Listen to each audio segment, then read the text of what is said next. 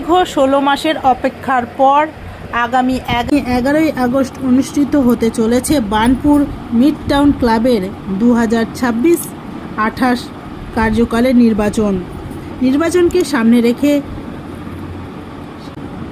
Progressive alliance শনিবার ক্লাবের সাংবাদিক বৈঠক করে তাদের প্রার্থীদের নাম ও নির্বাচনী পরিকল্পনা তুলে ধরেন।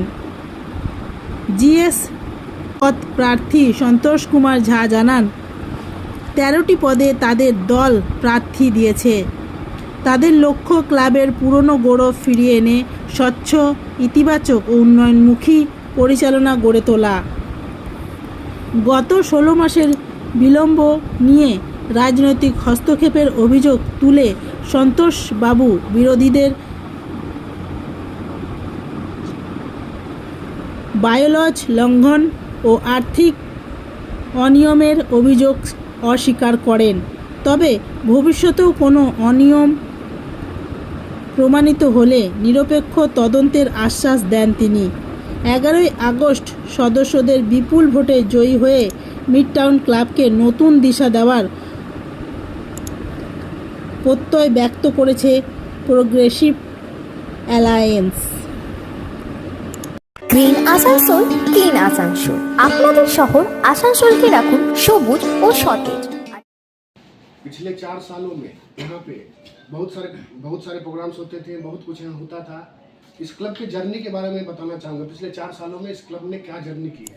यहाँ 12 तरह के क्लासेस होते थे, एक इंटरटेनमेंट हब था और एक सामाजिक कार्यक्रमों में इस क्लब का बढ़ चढ़ के योगदान होता था। इस क्लब ने लगभग 300 यूनिट का ब्लड संग्रह करके एक हॉस्पिटल को दिया है। यहाँ पे सेल हॉस्पिटल हो या एलएम हॉस्पिटल हो, लगभग 300 यूनिट ये क्लब ब्लड संग्रह करके दे चुका है। और इस क्लब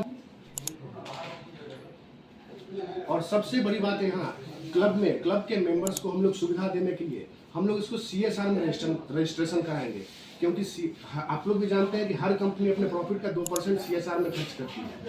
तो हम लोग CSR में इसको रजिस्ट्रेशन कराएंगे, क्योंकि कंपनी के द्वारा हम अपने मेंबर्स को फायदा दे सके। और सबसे बड़ी बात, हमारे जो विरोधी हैं, होगा हर चीज का एक नियम होता है।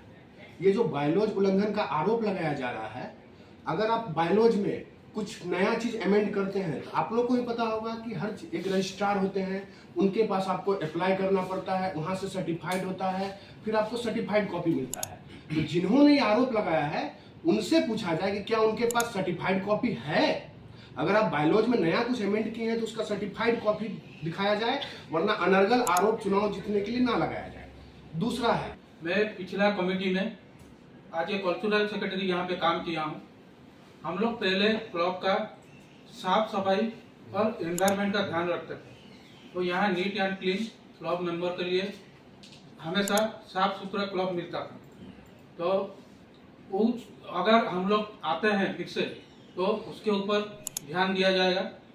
और क्लब मेंबर का बच्चा और क्लब मेंबर का फैमिली के लिए हम लोग बराबर प्रोग्राम करते थे।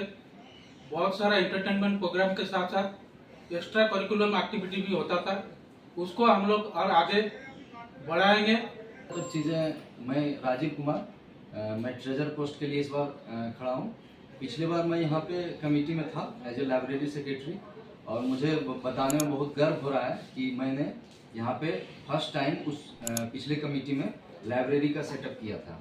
उससे पहले इस क्लब में लाइब्रेरी नहीं थी। तो मेरे पास पुराने अनुभव को लेकर के हम इस नई जिम्मेवारी के लिए क्लब के सदस्यों से आग्रह करते हैं कि हम हमारे कमेटी पैनल को सपोर्ट करें। ज़्यादातर चीज़ें हमारे जनरल सेक्रेटरी उम्मीदवार जो हैं संतोष दा वो बता चुके हैं। वर्तमान में मैं कोऑपरेटिव सोसाइटी जो है बार्नपुर का सबसे बड़ा कोऑपरेटिव सोसाइटी कटलतला कोऑपरेटिव जिसको बोलते हैं, उसका असिस्टेंट सेक्रेटरी भी। हम लोगों ने कोऑपरेटिव में जो जिम्मेदारी मिली थी उस जिम्मेदारी को हमने बखूबी निभाया। हमारा जो मैनिफेस्टो उससे पहले था, इलेक्शन से पहले, वो 100% अचीव हो गया सिर्फ 2 साल में। और 2 साल में ही हमने वहाँ पर ऐप ला के पूरा ऑनलाइन फैसिलिटी लोन एप्लीकेशन का कर दिया।